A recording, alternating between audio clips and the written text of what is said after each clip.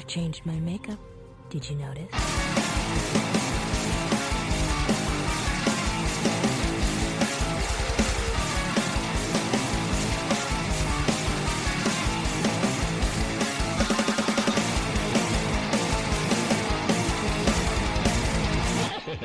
Hello and welcome back to Something Rotten. This is our final episode of the season proper, I guess, of our delve into Suda 51.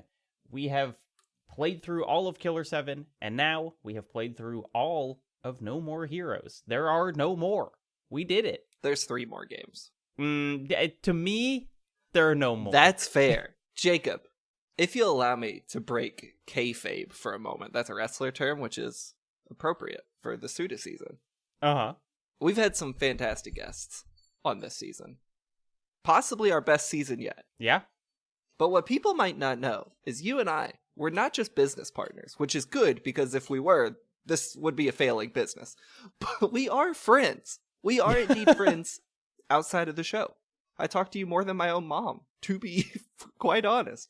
And I said, Jacob? Your mom hasn't downloaded Fortnite yet. That's true. I have played Fortnite with Alex Van Aken's mom, though, and she's really good. She, plays ranked matches and shit. She's rad. So shout out to Mama Van Aken.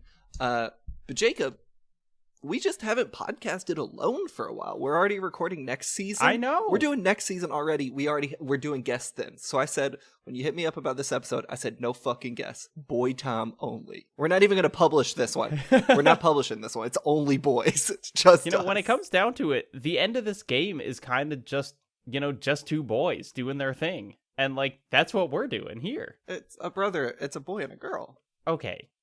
To double break kayfabe, I was going to message you about this, and then the real ending. Did you do it? I didn't do it, but I watched it. Okay, so here we'll get into all of this because I was like, I should message Blake to make sure he does the real ending, and then I was like, no, he'll get it. So thank goodness. Yeah, I just YouTubed it as soon as I finished the game. A mercifully short fake ending. I'll tell you what, 4 seconds at most. Well, here's the thing. It's let's just talk about it. The game ends in that you fight, you become number 1, and that's the end. And then it has maybe my favorite gag of the game in a game full of gags, where it says, it just gives you a menu, and it's like, return to Sam to destroy, return to main menu, view real ending. And that's the 3rd option. And I thought, that's so fucking funny that it's you don't, it's not oh, is there more in the world? There's just an option, and it's view real ending, and you click it, and immediately it throws you into the last cutscene, and then you just do the real ending, which I thought was so funny and cool. And the last boss fight, right? How hard was the boss? Boss looked hard. Way easier than Gene. Oh. I easily one-tried the real final boss. Oh. How many did Gene take you? 3, yeah. But I did look up, Same. I watched someone else fight her just to be what's the strategy here? It took me 3 tries too. Then I watched a video, I don't know who uploaded it, and I learned the back dash is the move. And then I took her down. Oh. Immediately. Okay, yeah, I will. Let's back up a little bit, because I feel like I kind of fucked my way up through that fight. When we left off, we had just seen a very good and funny boss fight where it was it Harvey Moiskowicz? No, he's the magician. So it was the guy with the big brain, and we were like, oh, we're gonna fight this big brain A-bomb thing, and then a random guy named Henry came and sliced it in half, and then Sylvia was like, good job, you won. Next fight. Yep. And we were both kind of, I think you described that as the moment where the game got you back in. Yeah, we could talk about how it lost me again shortly thereafter. Well, yeah, okay, so that was my question, is how long did you stay on the this is good train? I think the game is good. I think I'm just not that into it. And I'm going back to something we talked about on the last episode, where I think at this point, it's unfair to say about Killer 7, but the story just feels rote. Or No More Heroes. Yeah, what did I say? Killer 7? Yeah, No More Heroes. Killer 7's story does not feel rote, for the record. And I don't think that's the game's problem, because it came out over a decade ago. I think just at this point, like, it's kind of in vogue to do, like, media about media. And I think I'm just kind of sick of it, which is ironic considering our next season. But I don't know. I just, like, couldn't stay super engaged with it. I think some of the bosses were a little weaker in this one. Actually, that said, the old lady fight is maybe the best in the game. That shit was insane. But look, I kind of disagree in that I thought at least design wise, I was so in on all the bosses. Well, I think I started to find some of the bosses tedious in the way the game maybe didn't intend. Like, the game is tedious by design, but for a lot of boss fights, they kind of aren't.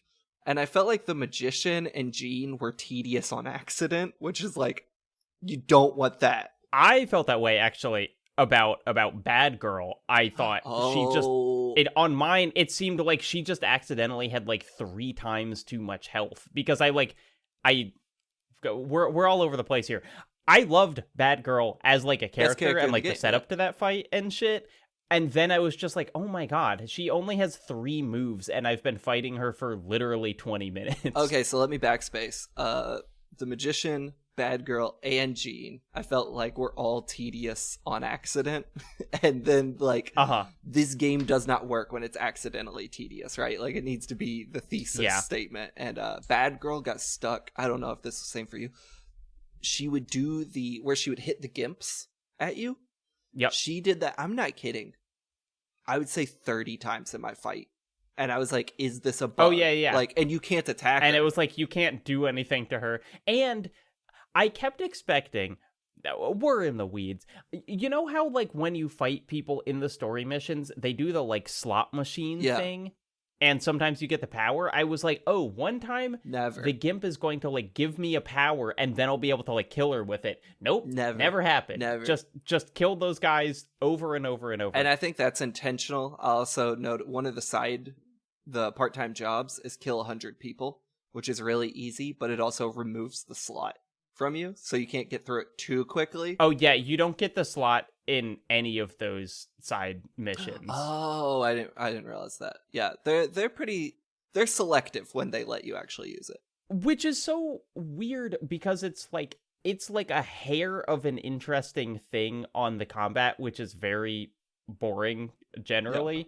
But like, you have to do those side activities way more than you do the story stuff. And so I would say for like 80% of my combat throughout the game, which was in those side missions, I was not getting to roll those slots. Yep. I did. So my favorite side activity ultimately was the one where it just puts you in a tiny back alley. And it's like, you just have 3 minutes to kill as many guys as you can. And each guy you get like 1,500 for. And by the end, I was getting like 130,000 credits per run of that. I was grinding. At some point, I stopped doing the assassination side. I stopped doing the assassination side jobs and just did the one that gives you 90k every time you complete it, because every enemy in there is a one-hit kill, especially when you get more powered up. Yeah, but it takes so long. No, it takes like 2 or 3 minutes at a time, and then you get 100k. I'm saying it takes as long as the one that you do in the tiny back alley, and I got more money from it. Well, you know what? I've already beat the game, so I can't go back and redo it. So I don't know. I just wasted my own time. Yeah, I saw the credits. Then I have deleted the game off of my Switch. Okay, so let's talk about Harvey Moisowicz Wolodarski. Maybe the funniest setup in the game, where it's like he's a magician, and there's the whole setup is like Travis and Sylvia are going to the show together as like a date, and Sylvia holds Travis's hand and he like gets hard when she holds his hand, which is like another like, Jesus Christ, Travis, get it together. And then they go in and they're the only people in the theater. But what I found so funny about it is like no one acknowledges that the theater is empty except for them. And like Travis gets like, the magician is like, okay, we're gonna bring someone on stage from the audience. Who's it gonna be? And then the spotlight goes on Travis and he's like, me? And he's like so excited. Yeah. This is the problem with this fight and like the bad girl fight is the setups and concepts are so good. And then when you actually have to do it, it's like, fuck, man, you only are going to, you're going to make the screen go upside down constantly. And that's going to be the whole thing of the fight. And it's going to like suck the wind out of a lot of this. But yeah, Travis is like, feels a genuine surprise at being called on is so fucking funny. And he's like so excited. And the thing where they do, it's like within the fight, he will do things where he puts you in like, I don't know, the coffin, and then they stab swords into it, and then Travis comes out and he's fine. And in the middle of the fight, they like all bow to the audience, which is another like such a good thing of just kind of like the whole like unreality of this assassination ladder or whatever is like they all are playing along the same game. And so it's just like they both know like this is a performance. We're doing a performance. And I found it very very charming. And then you saw him in half with a big saw blade at the end. And that fucking kicks ass, let's be clear. It's like the Penn and Teller sketch that scared me to death as a kid. Hold on, I'm sorry. Which one is that? They just do some shit with a saw, and I have a vague memory of it, and I remember like it scarred me. Like my dad was watching on HBO one night when he thought I was asleep, and I was like sneaking around the corner. I must have been literally like 4 years old, and I saw it. And my memory of it is they take a woman and drop her on a table saw, and she like is bouncing on top of it, kind of like an anime character. Jesus. Last year, I went and scanned through every single episode of Penn and Teller's show from that era and could not find that skit. So I don't know where it happened. And there's another one I remember where someone pulled their eye out and it was really bloody, or they shot someone in the head.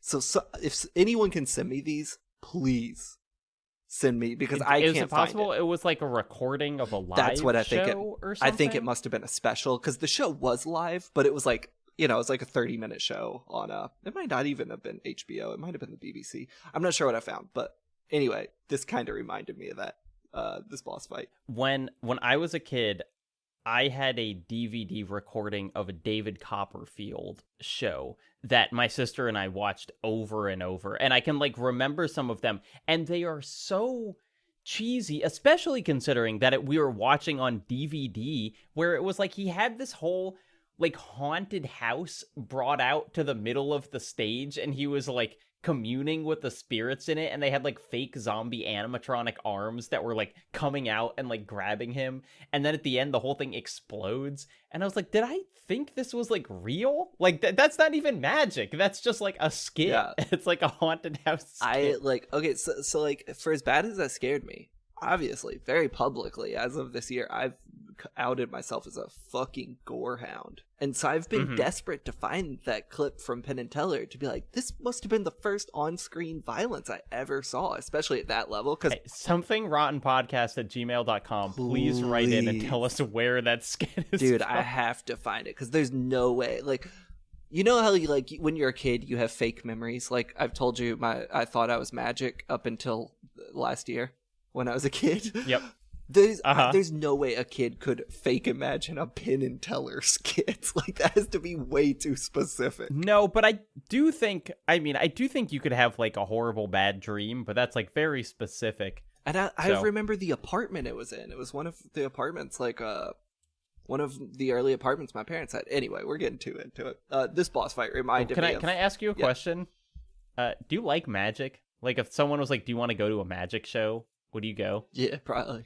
Magic's sick. I just heard Annie laugh from downstairs. Yeah, magic's sick, dude. Like, write it down. Blake Hester, fan of magic. That shit's awesome. I feel like people have this. I hear people be negative towards the idea of seeing magic all the time, and then every like magic show that I've actually been to, it's been like, this is the coolest shit in the world. Like, who would be mad at this? Beep, beep, beep, beep, beep, beep. Jacob, I've got huge news for you, and I've just learned this right now.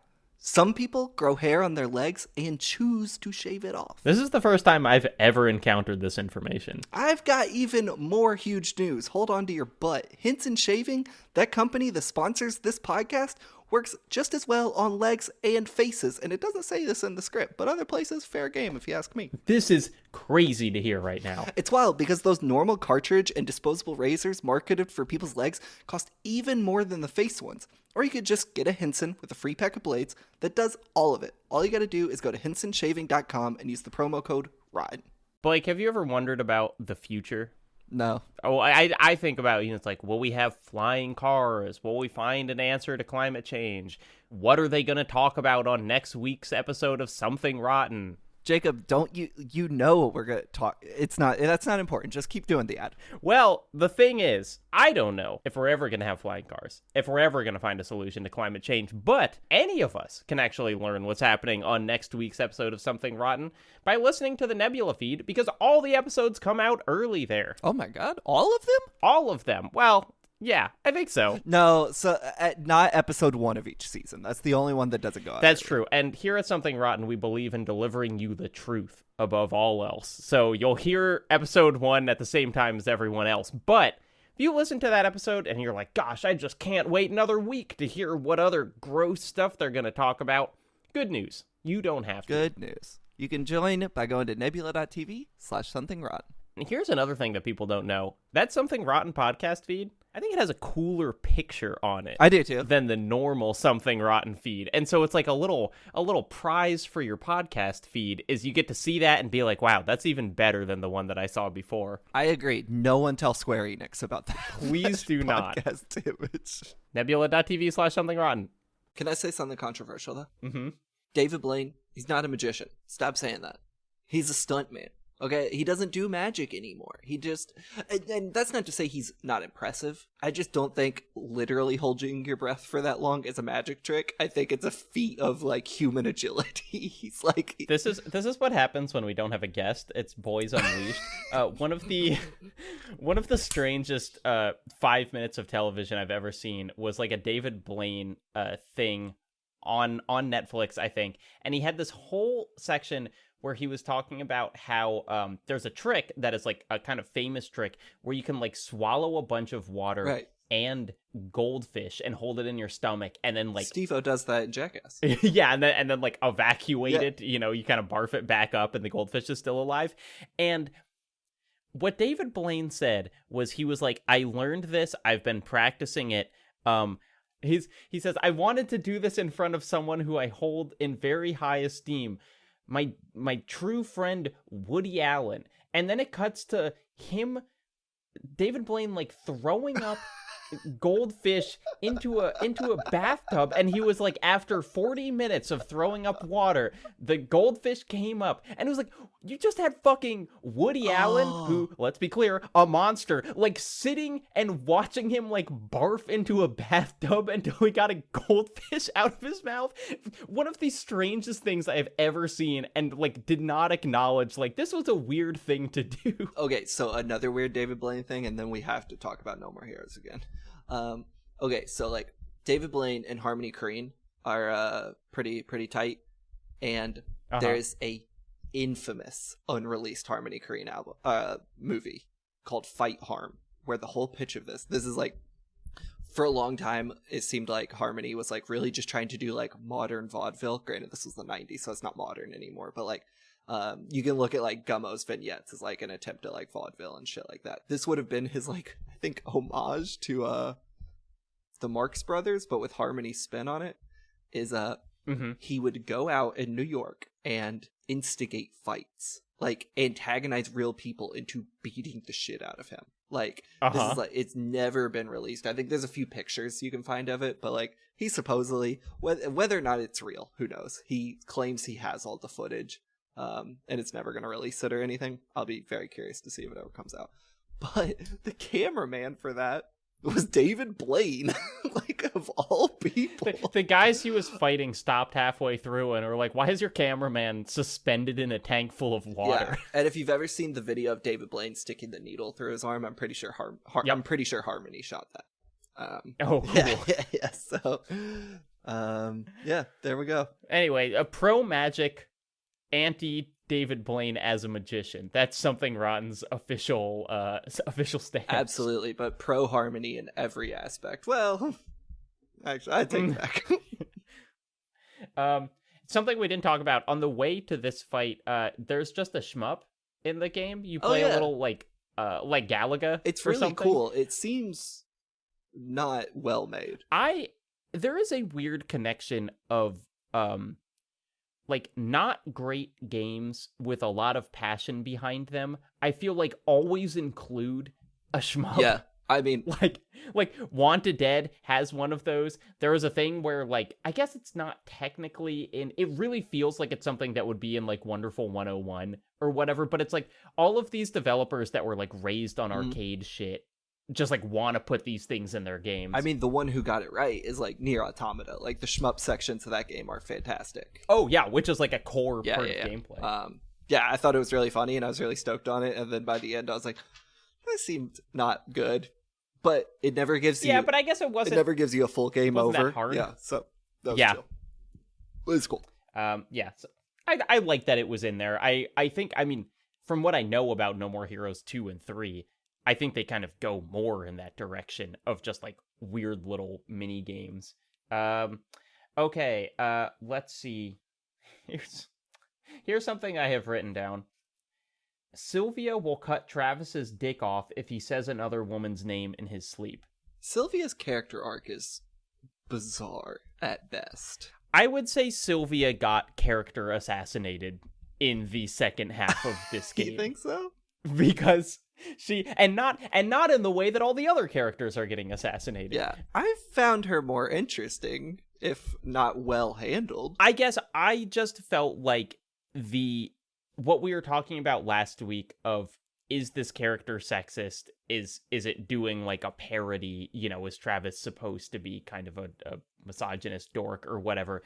I felt like everything they did to her here was like, no, she's kind of an insane bitch, is like the game's take, which I found, it's like, I didn't, in a story sense, I didn't hate the individual things that she did, but I just felt like it was like, oh, the game like really doesn't respect her, I guess was like the I think we're gonna have to revisit this conversation when we talk about the Jean fight, because I have a lot of thoughts about Jean, what the game does, and then how it all like loops back into Sylvia. Yeah, for sure. I mean, so it's like it's one of those things where it's like Sylvia saying to Travis that she's going to cut his dick off if he says another woman's name in his sleep is like, that's a funny thing to happen, but it is like, oh, I guess Travis isn't just kind of obsessed with this woman. It's like she is now like a weirdly possessive girlfriend or whatever. But she's also negging him the whole time. Yeah. But like, it'll be like one cutscene, she'll be like, I love you, Travis. And then the next one, she'd be like, you thought I loved you? I hate you. You're an idiot, but also I love you. And it's like her character gets really strange in a way I kind of actually did like. Yeah, I mean, it gets weird. Everything gets weird in the second half in a way that I did enjoy. Speaking of, the next boss, Speed Bus.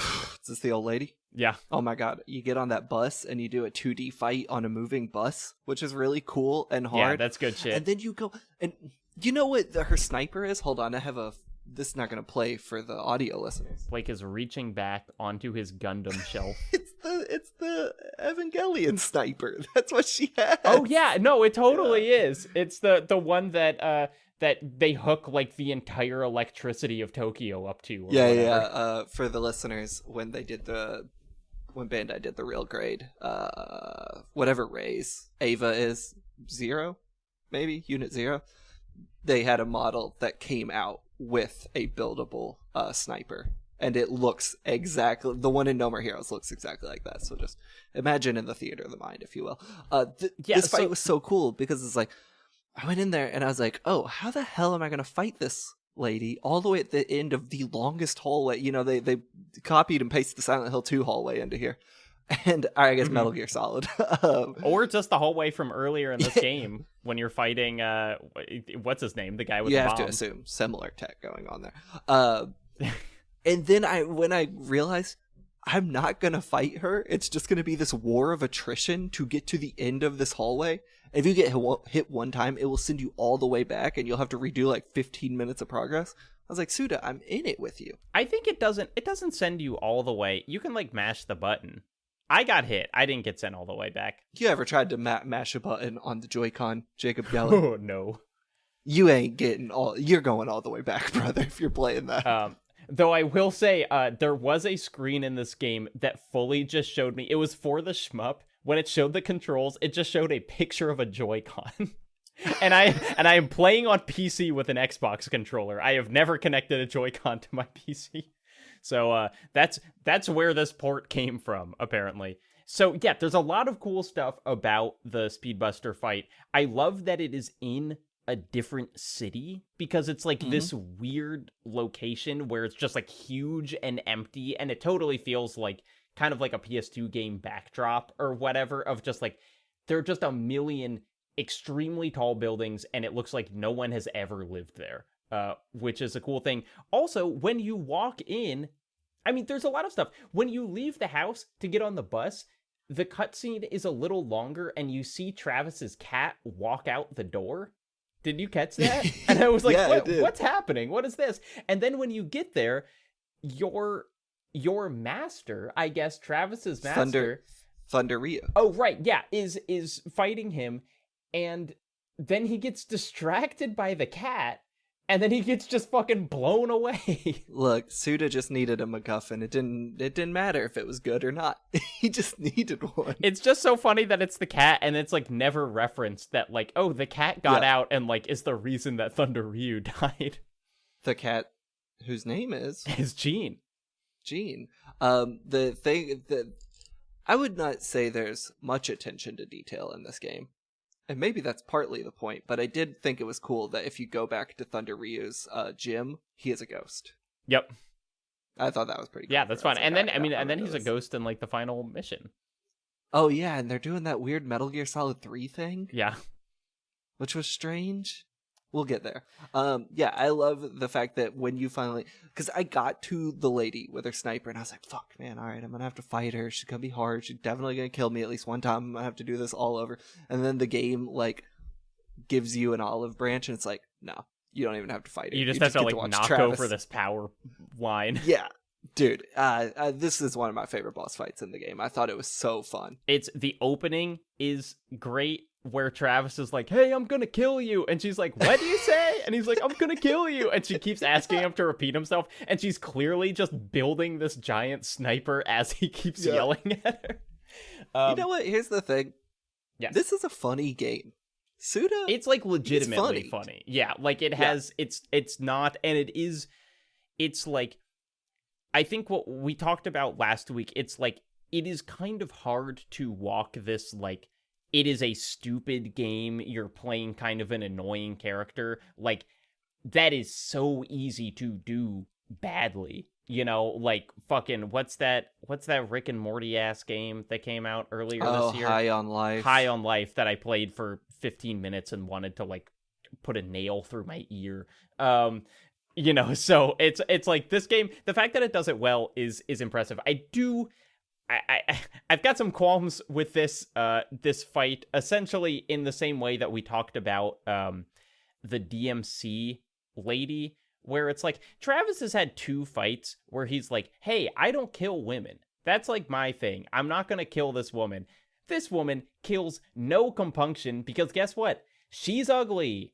Like, you know, it is so much just like the woman he's fighting, the Speedbuster, is like a kind of fat older woman, and it's like, man, she does not get any mercy from Travis because he spares women who he thinks are hot and no one else. And it's like, that, if that's intentional, you know, like if they had made a point of it, I think it would have worked, but like they don't, and so it just feels like well, obviously he's gonna kill her. Why would he like have mercy for her, even though he has said multiple times. Like, I'm not gonna kill a woman. I think that's very fair. And in the Something Rotten way, we have to contrast it with, I also think this is one of the best parts of the game.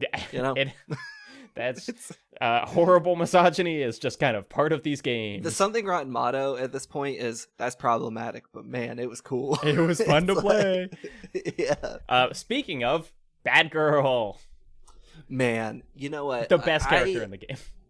Because in a way, she's like an answer to Travis, right? Like, she's the woman answer to Travis. And I think that's really cool because in the game, like, Travis is so not prepared for someone to be crazier than him. Like, he is, it's, for as dumb and goofy as Travis is, like, he always has this, like, I don't know, unearned or potentially earned confidence throughout the whole thing until Bad Girl, when the whole time he just seems like, what the fuck is happening? Like, Bad Girl, even in the scene when you beat the boss fight, Bad Girl is still getting the best of you. Like, Travis actually gives up on the fight, and Bad Girl just happens to, like, bleed out from a wound. It's wild. Let's set this up, like, what the fight is, where you walk into a batting cage, essentially. There is Bad Girl who's wearing, I don't know, kind of like a schoolgirl outfit or whatever. I mean, she kind of looks like the prototype for Lollipop Chainsaw. Yeah. You know, like similar aesthetic. There are dudes in gimp suits. Hell yeah.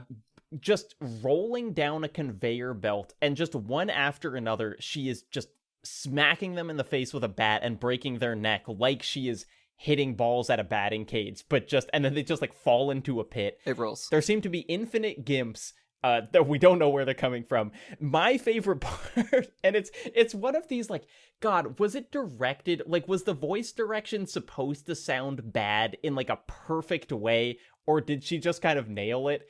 But it's like, there's a fridge in the batting cage. She opens it up, drinks a beer, and is like, oh, that's smooth, in just like a way where it's like, you've never had a beer before. That's not how anyone like describes it. And it's so fucking funny. Like, it is such a good scene, and it is a testament to how funny of a character she is that this fight was easily my least favorite in the game. And I still ended it being like, this rules. There's a thing where halfway through the fight, she'll fall down on the ground and start crying. And if you go up to attack her, she will one-hit KO you. Sorry, Suda, fuck you on that one. That sucked. I did not appreciate that little snake in the grass moment you pulled on me. Yeah, because then I had to do 10 minutes of a fight again before I could even like get her health down that far. So I don't know this for certain, but I'm fairly sure Bad Girl shows up in the other two games, and maybe even like her father. Like, I think they continued that character on in the other games.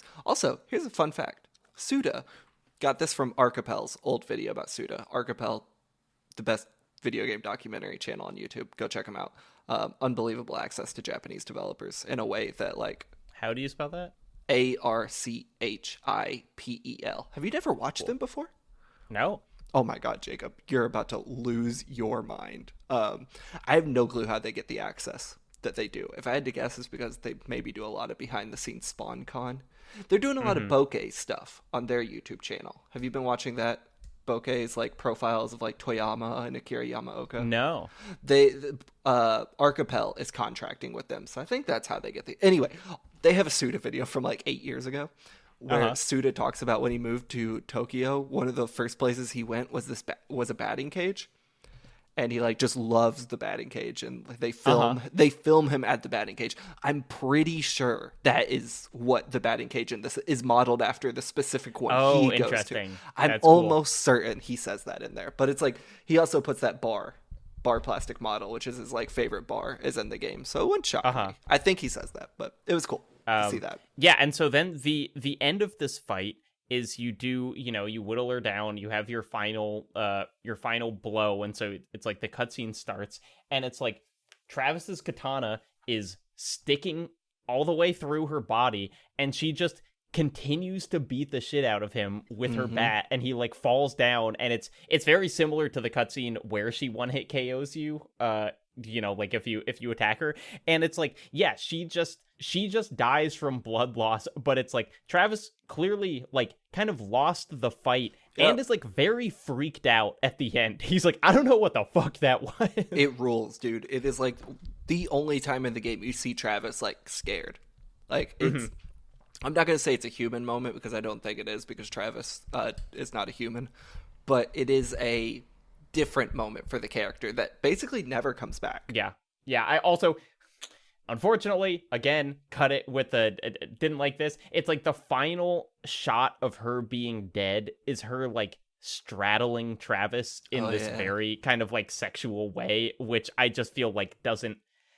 I again, it's just like, man, I don't know. It seems like you're trying to be like, hey, but isn't she sexy? Like right at the end of the fight. I'm not justifying it, but that is like an anime trope. You know, I don't think that's a pseudo problem. Oh, look, I got some problems with anime tropes, Blake. I hate to tell you this. You hate anime, and I think that's a problematic trope of you.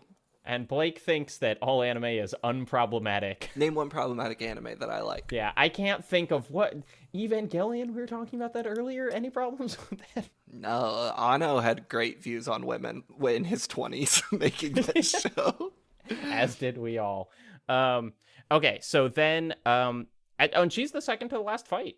Mm-hmm. That's number 2. So then, there's some different shit. At this point, Sylvia kind of abandons you, or like you stop getting calls from her. There's another.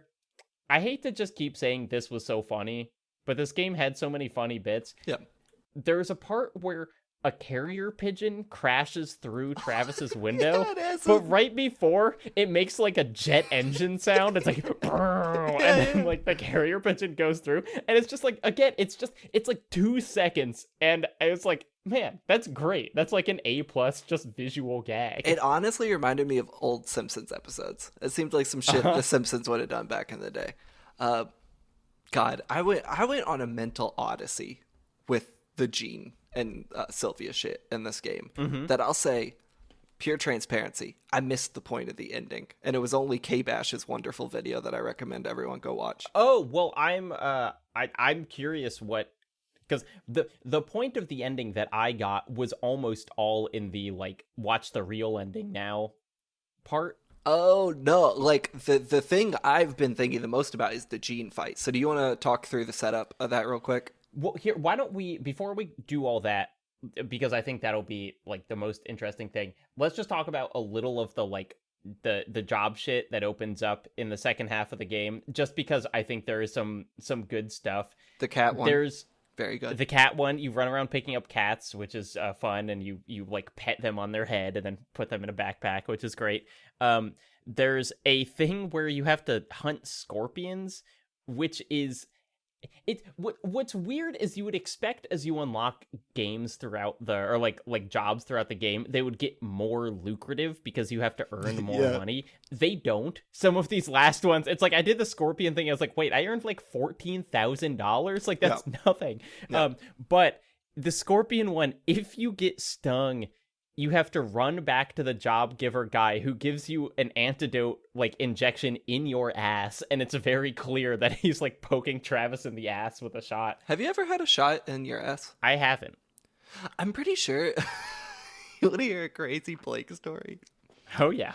I must have been, like, still pretty young, like, maybe my early 20s. I was living with my parents at our old house, and I was getting home, and no one was there, and, like... I was walking in the house, and it was the summer, it was really hot, and a wasp stung me, and I'd never been stung by a wasp before. And just like, I was like, damn, that's kind of funny, it hurts. And I texted my family's group chat with my mom and dad, and I was like, oh shit, watch out, I just got stung by a wasp in the back door. And my dad texted me back immediately, was like, you're allergic. And I was like, what the fuck, dude, I'm home alone. So he knew you were allergic and you didn't? So hold on. Okay. So the only option in that moment is call 911, right? Like that can be like deadly. So I called 911 and I was like, hey, I just got stung by a wasp. Apparently I'm allergic. They're like, we don't really have like, it's going to take a few minutes. I didn't know that when you're stung, like I always thought if you weren't allergic, it just hurt. I didn't know like, but obviously your body does have a reaction no matter what, because it's like a toxin going in it. I recently learned you can get bit by gnats and have an allergic reaction because I had one of those. It was kind of wild. I thought I was going to die and then I was fine. But anyway, so like if you've been stung by a wasp, even if you're not allergic, like you got to go through it for a while and it kind of fucking sucks. So I was like, oh, this is it. This is the allergic reaction. Like I'm freaking out. I'm calling 911 like multiple times, like freaking out. And finally the ambulance gets there, but it took so long that by the end I was fine. And I was like, huh. And they like put me in the ambulance. I was like, no, I think I'm fine. And they're like, but they did give me like a shot in my ass. Was it like an EpiPen? I'm not really sure what it was. This was like 10, 12 years ago. Okay. But they gave me a shot in my ass. I do remember that. That's why I'm telling this story, to bring it full circle. And then if I remember correctly, I was like, Dad, I'm not allergic to wasps. And he was like, oh, your uncle's allergic. I was like, I called a fucking ambulance. Anyway, so that's the time I got shot in my ass. Once I got stung by a wasp on like a finger, and it for a couple days it was just like huge. I just had a finger like 3 times the normal size. For like 2 minutes after you get stung by a wasp, you do feel like you're gonna die. You're like, this fucking sucks. Though what the doctors did say to me, and I don't know if this is true, or they were just like, we gotta tell this kid something so he doesn't feel like the dumbest person in the world. It's like sometimes people who are allergic, the first time they're stung, they don't have the reaction. And then the next time they do, I don't know if that's fucking true. I've never been stung by a wasp after that, but I did get a shot in the ass. Like Travis touchdown. And may you never have it happen again. I had to get plenty of shots after that, if you can believe it. Oh, yeah, I can believe it. Let's see. I think my favorite job, and maybe the one that feels most No More Heroes, is the one where you just jump your bike, where you just you just drive it into the ocean, and the whole thing is just like, how far can you jump your bike? And I don't even really know if there's any skill to it, because it seems like you just hit the turbo and press jump, but it's just this like amazing image of Travis flying off a jump just thousands of feet like into the bay, and then you don't even see him hit the water. It just ends, and it's like, gold, here's $70,000. And I was like, okay. I'll say, so when we first started this game, you messaged me, and you're like, hey, the bike has a boost. And I was like, Jacob, come on. I know. Because once in the game, I'd pressed the, like, brake and accelerate button at the same time, and you rev up, and sometimes you'll go a little quicker when you land. And that's what I thought you were talking about. I was like, that's the most useless shit. So I was like, why is Jacob doing this constantly? Because every time I did it, I would just crash into a wall. And it was like in the last 2 hours of the game that I found the actual boost you were talking about. I try to help you with these things.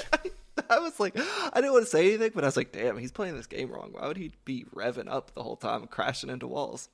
Turns out I was the dummy, but I did get mad points on this jump because I found the boost by then. But you make such bullshit money from it. There's a lot of stuff where it's like, I think it's in the bad girl fight where it's like, hey, you can jump over something.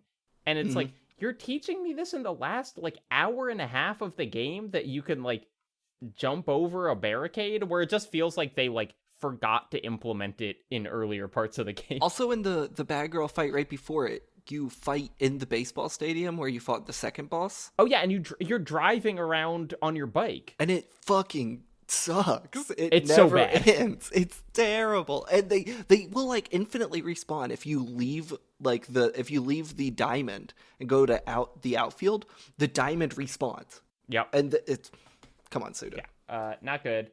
But then yeah, you do the final fight, and there's a lot of weird shit that happens. So like, do you remember kind of all of the I don't know.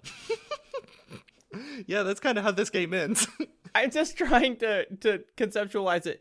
So Sylvia kind of calls you Sylvia's mom. So we didn't talk about Sylvia's mom. Right. Okay. So that's the sequence of it. Is Sylvia's mom calls and says, "Oh, she's done it again." And Travis is like, "What?" And she's like, "Oh, my daughter, she makes up these fake assassination ladders to like get money out of people." Which is like, what? How did she do that? But anyway, yeah, the implication is like, so Sylvia is like, has been conning Travis this whole time, and the money that in the assassination organization she's just giving to, or he's just giving to Sylvia. But then the mom pulls this wild card at the end, and she's like, but you're already at the end. You might as well go do the last fight. She says, I have the script up on GameFAQs. Would you mind telling me how far this all went? And Travis said, I'm now second in rank. And she says, just one more to go. Alrighty, why not play along since you've come this far? And Travis is like, what's the point? And she's like, you should just finish. Talk about it when we get to this Gene fight. I think this is where the game does start introducing some really brilliant moments that flew over my head. And the mom basically like being like, everything you did as a player was for nothing. And as the player, you kind of have to sit with that. And be like, video games are pointless exercises. Yep. And then the mom being like, well, you made it this far. You still want to fight. And it's like, all right, we're back in it. Like, it's a very funny, like, way Suda seems to be telling the player, like, don't forget. You've been wasting your time. You've wasted your time this last week, Blake. And I'm like, You're fucking right, but let me fight this last boss. And then we have a Bayonetta homage in a very annoying motorcycle section. Actually, Bayonetta would have been homaging this in chronologically. I think they're both homaging Road Rash. Yeah, but I guess Road Rash is a really fucking annoying game to play because I hate those moments in both the games. Yeah, come on. Road Rash is good. Yeah, but then you get to this weird foggy forest. It's kind of like a Lost Woods thing in that the ghost of Thunder Ryu is pointing one direction or another when you get to these intersections and you have to follow him. It's not like hard. He just points and you're like, okay, I guess I'll go down that one. But you do that. You referenced this being a Metal Gear Solid 3 thing. That's what I thought. When you're like walking through the ghosts of the people you killed? Yeah, and I guess it never fully commits to that. So I don't know. Maybe I'm wrong, but it felt like that to me. Granted, I've never played Metal Gear Solid 3, so I don't know. Yeah, but there is a ghost of someone who died. Jacob, 2023 is almost over. What's game of the year? Oh, Blake, there are so many options. I mean, wrong. It's Alan Wake 2. That actually scared me. Like Alan Wake 2 is going to scare the shit out of you, which we talked about a lot on our spoiler cast, only on Nebula. It's true. We've done these spoiler casts for a couple games that we just like can't stop talking about in our personal life. We did it with Resident Evil 4 earlier this year. And this time, we got Mike Mahardy from Fire Escape Cast to come on and give us all his literary thoughts on Alan Wake, and we gave him some back. That was great for me because I've never read a book before. And now I know several books I might read. That's true. That episode is only available on Nebula, which you can join by going to nebula.tv/somethingrotten. And Blake, you know what happens when people join using that code? I show up to their house and give them a little kiss on the forehead. That's true, because they gave you money. You get that money. That's true. So if you like Alan Wake, and you also want to give this show a little cash so we can keep going, keep making great content like this, go to nebula.tv/somethingrotten. Conversely, if you want to stop hearing ads like this, go to nebula.tv/somethingrotten, and you don't have to hear these fucking ads anymore. Yeah, you win either way. Jacob, there's something I noticed about you. Oh, yeah? You're a very hairy guy. Probably shave pretty frequently, and yet you're not bankrupting yourself on disposable razor cartridges. What gives? Blake, you are so right. If I shaved with one of those new multi-blade things, or even worse, had one of those subscription services, I'd take probably most of my income keeping my beard in check. But, in fact, I shave with a sponsor of this episode, Henson Razors, and they are genuinely very cool. See, Henson sells a classic safety razor that uses standard blades. Standard razor blades, unlike cartridges, are super cheap and not tied to any proprietary system. Even better, though, is that Henson's razor is designed to be super usable for anyone, no experience required. I had no cuts and smooth cheeks the very first time I shaved with it. It's a classic kind of razor, but engineered with super modern tech. It's the pinnacle of razor evolution, Blake. HensonShaving.com, promo code ROTTEN. Can I tell you something about me, Jacob? I have not used a razor since I was a teenager. Is that true? I use an electric razor. I'm just really good at using those. Yeah, that's all I use. Blake, here's the thing. I actually use this all of the time. This is a sponsor that I truly believe in. My beard, it looks full, but it just grows this fast. The thing is, you can get a razor and a free pack of 100 blades, which would last, like, years. You can do that all by going to hensonshaving.com and using the promo code ROTTEN. Sylvia calls you in the middle of this, gives you another very confusing message where she says, I never thought you'd make it this far. I can't see you anymore. I want to fly to your side. I want to be in your arms. Meeting you, I felt truly alive for the first time. But then she says, did you really think I would let you do me if you hit number 1? You really are an idiot, aren't you, Travis?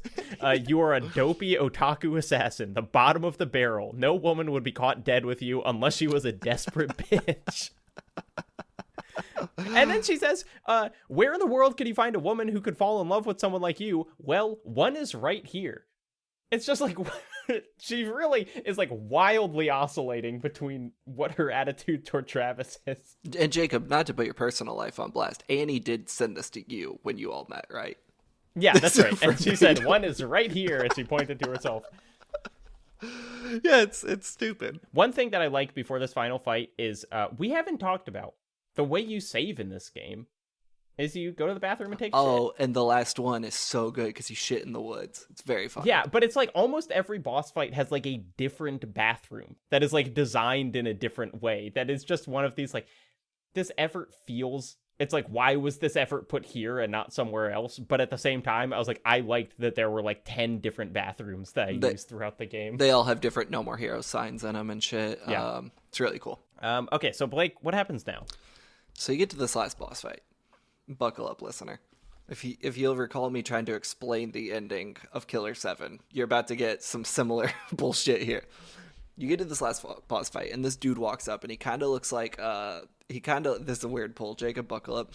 He looks like the antagonist from this hidden cutscene of Kingdom Hearts 2. He's just got that, like, all right, big metal regal look to him, also being anime as all fucking get out. Uh-huh. And he's like, Travis, you know who I am? And Travis is like, no. And he's like, yeah, you do. I'm your dad. And Travis is like, what? And then he pulls up his mask, and Travis remembers everything he had forgotten over the last week, which is he's on this revenge mission to find the girl who killed his dad. Or killed his family, killed his mom. And you see these paintings of the family dead. It's fucking disgusting. They're just like eviscerated. And then he's like, oh yeah, I'm on this revenge tour. I told Sylvia all about this. I'm trying to find Jean. And then as the player, you're like, who the fuck is Jean? What the fuck is happening? Then Jean shows up, and Travis is like, yeah, I'm here to kill you. And Jean's like, you don't want to know my backstory? And Travis is like, I guess I do. And Jean's like, okay, but here, first, Jean says, Jean kills him, and then it's like, Travis, he's not your dad. And he's like, what? And she's like, why would he be your dad? And he's like, oh yeah, I guess he's not. I guess I don't have a dad. And then Jean's like, you want to know my backstory? Or maybe Travis asks her, but at some point Jean's like, it's too brutal. It would raise the rating of this game. And then she's like, well, I'll tell it to you real quick, and we'll fast forward through it. And then she starts talking, and the game literally fast forwards through her entire monologue that ostensibly explains the entire lore of this game. Just completely rewind through it. Yeah, I mean, and it's fast forwarded slow enough that like you can slow down and hear it. Like there are transcripts. If you hadn't guessed, it doesn't matter. You know, it's like it explains the lore, but in a way that like doesn't meaningfully change anything about Travis's character. It's just kind of like, oh, okay, here's all this backstory shit. And then it ends. And Travis is like, all right, I'm going to fight you now. And then you fight the worst boss in the game. And there you go. It is very funny. During that fast forward section, she keeps saying things, and it cuts to Travis in fast forward being like, oh, man, just doing these like big reactions to stuff. So this moment, because I'm a dumb gamer-brained idiot, I was like, this is fucking stupid. They're introducing all these plot elements that make no sense, all these twists for twist's sake, which is true. And it wasn't, again, to shout out my man's K-Bash. You ever watched him? Yeah. He's really good. I've, like, over the years come to really appreciate how smart he is in between all the screaming he does in those videos. But K-Bash had a really good point that's like, yeah, it's introducing all this shit. Like, it's kind of doing the Darth Vader, I am your father thing. And it's like, yeah. but it's dumber with Travis because he's like, he literally knows his father. It's introducing like all these plot elements that blow massive holes into the story. And like, it's introducing the central antagonist that Travis should know because 1 week ago he was at this bar complaining to Sylvia about Gene, but all of a sudden he's forgotten till the end. So the game can have this, big grand reveal of this antagonist, which is like, that's not good story writing to like save all that crucial info from the player. And it all is for the point of being like, it was all a waste of your time. And I was like, I completely missed it, right? Like, I just bought it hook, line, and sinker. Like, this sucks. Why are you doing this to me? While forgetting the thesis of the game that is like, Suda, honestly, for a game maker, I think has one of the more cynical views on video games in this game. And how like pointless they are, and how these like tired tropes are used over and over to make up for bad writing. It's like, well, let's put a crazy plot twist at the end that like truly will destroy the foundation of the story you had built up to that point. And seen through that lens, which I'm going to give Suda the maximum generosity here. I was like, oh yeah, like that's the only way this game could end, is by like completely making the story gibberish. I think it's cool that you had this realization here, or kind of while watching the video, because this was really like, at the end of this part, I was like, that was kind of like weird and entertaining. And then it was the view true ending part that like really hit that point home for me. Yeah. But yeah, so you fight Jean.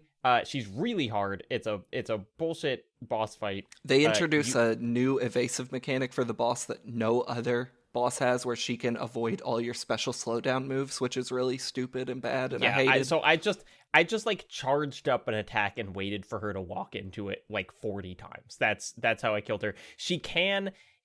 It is cool. It's also annoying. If you try to use a wrestling move on her, she will like reverse it, and so she'll like break your arm, which is, it's funny when it happens the first time. For all the ways the narrative flips this game on its head, when it does it mechanically at the end, it sucks. Like, I really hate boss designs like this, where it's like, you've been playing for 12 hours, here's the final boss, and you have to rethink how you play the game entirely. Like, it's like this game gives you like 2 tools, and then at the end of the game, it's like, you can't use one of them. And it's like, that's not fun. Like, I have no options here. Anyway, then Travis does a, what do you call it? A Resident Evil laser hallway kill on Jean, where she just falls into like 4 very neatly sliced pieces. Bro, my brain instantly went to my king, Paul W.S. Anderson, and I said, real respect's real. Suda, I see you. Hell yeah. Yeah, and so that's it. Sylvia just like appears in the corner, and you like, they don't talk to each other. And then Travis kind of walks away. And then, as I previously mentioned, my favorite menu of the game, which was like return to Santa's Destroy, return to main menu, view real ending. And I was like, you know what I'm doing? I'm viewing that real ending. So talk me through that. Yeah, because I don't feel like I left this cutscene with many thoughts, even though now that I'm thinking back about it, I was like, there's a whole huge ass monologue in there. Well, I left this cutscene more hype than I have ever been. This is the buried lead, is that like in my life. The buried lead of this is like, I thought this game ended so fucking well, specifically in this moment. Like, I loved everything that happened here. So you do view real ending. Travis is taking a shit, as he loves to do. Some random dude kicks down the door. He's like, I'm the new assassin. I'm here to kill you and take your rank. Travis is like, what? He slices that dude in half. He goes outside. Henry is there, who we have not heard from since he killed the number 5 guy, and Travis was ready to fight him, and he didn't. Henry's there. He's the Scottish guy. He has another laser sword, very similar to Travis's. Henry's like, don't you know who I am? I'm your twin brother. And Travis is like, oh yeah, I do have a twin brother, which is, again, it's just like hat on a hat on a hat, just like another pointless twist. Then you fight him. It's a pretty easy fight, but it is, it's fun within the scope of what this game can be fun. You beat him. He reveals that Sylvia is his wife. Oh, also, when he says, I'm your twin brother, Travis says, what the hell, that's the craziest shit I've ever heard. Why would you bring something like that up at the very last minute of the game? Yeah. So he says, Travis says, where's Sylvia? She disappeared without a trace. Henry says, Sylvia? You mean my wife? And then it's Travis says, when did you two get married? Henry says, about 10 years ago. We were both in college at the time. Just needless exposition. Like, why would you say this? And then Henry's like, yeah, I know my wife's really annoying. She set up this whole assassination mission. And Travis says, she's a bad wife, but a good woman in a very like, hey, guess what, twin brother? I'm going to go fuck your wife, which is, oh boy. And so then they start fighting again. There's like good fight choreography, but my favorite part is like, they lock blades and they just start running. And they're like running down the middle of the street just with blades locked. And they go for like so much longer than you would think they were going to go to. And Travis says the line, I want to bail, but where the hell's the exit? There's no way out, is there? No getting out. Right, bro. And Henry says, that's right. All we can do is keep running. And they keep running. And then Travis says the hardest line in the game, which is, let's find that exit they call paradise. And then they clash blades and it smashes into credits. And it just fucking rules. It's so cool. I love how like it is both the like, it's so all of the plot points are meaningless. It doesn't matter that Travis has a twin brother. Why would Sylvia be his wife? Why they met in college? Like, who gives a shit? But also the visual of like Travis and this dude locked blades just running down a street kind of forever feels like it is then like that is Travis's character. Like he's a stupid guy. He did this all for no reason, but ultimately like he likes the fight. You know, he's in it because like conflict is kind of giving him meaning here. And so to just have this ridiculous stalemate with his twin brother feels like the perfect place for the game to end, and then it just does. Yeah, well, he's the gamer, right? He's the gamer. And then did you watch till like through the credits? Yeah, when they go to the museum. So then the final image of the game is revealed to be a painting. Sylvia and her daughter, whose name is Jean, are looking at the painting.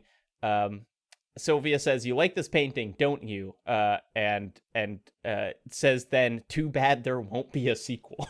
Hell yeah! And then unfortunately there was. And then it says to be continued. I was really expecting it to say "just kidding," which I thought would have been hilarious. Yeah, man. You know, like the more I've sat on this ending, like the more I think it, like you said, ends really well. For like everything, even though I think like I don't really care for the game that much, like I think ultimately it's a good ass game. And I think like it's kind of a victim. Playing it in 2023 makes it kind of a victim of just like the last 13 years of games that have come out. But the ending is strong because it leans so far into like almost like snickering at the player and the game industry in general of like, your time is being wasted. Like there's no way around playing it and not being like, I am fucking Travis Touchdown. That fucking sucks so bad. Yeah, and like, you know, we talked a little about like, okay, the game's very goofy and then it has these like serious moments or whatever. And I feel like this is kind of it is taking the piss out of itself of like, you know the thing that seemingly I guess it's like Uncharted 2 is the first place that I remember doing it, but it's like you've been just killing people the whole time, and then the bad guy's like, you think I'm bad? Look at you killed so many people. And it's just like the laziest form of like pointing out like the player did stuff. This feels like it is highlighting how ridiculous of a stance that is, of being like, why would you care about this story now? Like the story has been so dumb the whole time. You think now at the end there's going to be something that like makes it emotional, and in pointing that out, it actually almost becomes like profound for me in that like I did enjoy the ending so much. Would it shock you to know Suda is a massive Hotline Miami fan? Nope. Yeah. Would not shock me at all. I believe there's a Hotline Miami level in not the third game, the one before 2 and 3. The like weird. Yeah. Yeah, I think like the game ends really smartly. I don't take back any of my criticisms or annoyances with anything else in the game, but I think it ends very strong. And I thank K-Bash for helping me see through how dumb of a gamer I am, because I was mad at this ending at first. Yeah, you know what? Honestly, it's like, I am really curious what happens in 2 and 3. Like, I know that Suriel likes the whole series. That he's someone whose critical voice I trust. I think he said, they're maybe not as focused or whatever. And Susie referenced that the game's really changed tones, which I think is also interesting. But it's just like, I do want to know what he does here, and if it can maintain this weird tone of like incredulity at its own story throughout 2 more games. It seems like it would be really challenging to do, but I am curious. 3 seems pretty cool. Watching reviews of 2 and the way they had to I don't know if they had to, but they did retcon the story and rewrite parts into all these kind of strange and baffling ways. 2 seems like a fucking mess in a way that I don't know that I'm super interested in, but yeah. I can also read the wikis and then jump into 3, because 3 seems like still a low budget ass game, but getting closer to what Suda maybe wanted to make in terms of the genre experimentation and just the raw energy on screen. That I am very interested in that one. I think I can skip on 2 though. Can I tell you something very weird? I'm looking at this GameFAQs No More Heroes game script. It was originally completed and released on March 21st, 2008. When do you think the last update was? Yesterday. November 23rd, 2022. Why? What are they doing? I don't know. It seems like a cut and dry script. What else are you finding in that game? But yeah, I am with you in that, No More Heroes has been for a long time a game, even longer than Killer 7, I think, just because I knew about it for longer. A game that I've been I should play that. I should just have this game in my, in my critical memory to just be this would be useful for knowing things about games. And I was kind of worried when we started that it was what if this has just been a stupid game that I've been overestimating for more than a decade? And it's not. It's got all the problems that I kind of expected it to have, but the writing is a lot better than I expected, and ultimately the story really landed for me, as bizarre as it is. Yeah, it's weird. When I'm playing No More Heroes, I'm fucking over No More Heroes, but at the end of the last episode and now at the end of this one, I'm man, I kind of fuck with No More Heroes, and I think I fuck with it intellectually and not actively, if that makes sense. It's a game I want to talk about more than I ever want to play. Yeah, and now that we've played it, we can talk about it. And I don't have to play it anymore. Thank God. I gotta move on to a different game, which I don't know. We're not saying what our next game is, but do you think they're in conversation with each other? I was going to ask, are they the 2 most different games ever made? No. Is the answer. But no. They are a No More Heroes being so aggressively dumb and making fun of its own genre tropes so frequently, to a game that does absolutely none of that, I just think is an interesting segue. I will say, this we got to drop it because we're getting too into the next game after this, but I forgot about the cynicism in the beginning of our next game that I do think is something Suda leans on a lot, at least in Killer 7 and No More Heroes, is this very cynical view of the world. And I don't know that our next game has a cynical view of the world, but I think it has a very pessimistic opening that I think you can kind of draw lines between, but we'll get to it. Listeners, what game do you think we're talking about? Write in to somethingrottenpodcast@gmail.com. Or just pay on Nebula. You'll be able to hear it soon. Well, that episode still isn't out yet.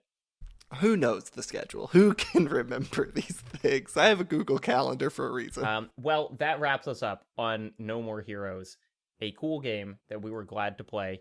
We will be doing a question and answer episode on all things Suda, so please write into us at that Gmail. It's in the description with your questions, comments, whatever about Killer 7 and No More Heroes and other things we're missing. We also can announce that our Nebula bonus episode for this season is with superstar game developer Gareth Damian Martin, the creator of In Other Waters and Citizen Sleeper and my favorite gaming zine, Heterotopius. It's a really good ep, so look forward to that. Well, Blake, for the last time, let's find that exit they call paradise. You're fucked. That was killer. They're all the same. That was good. No, Jacob, you can't say that. Bye.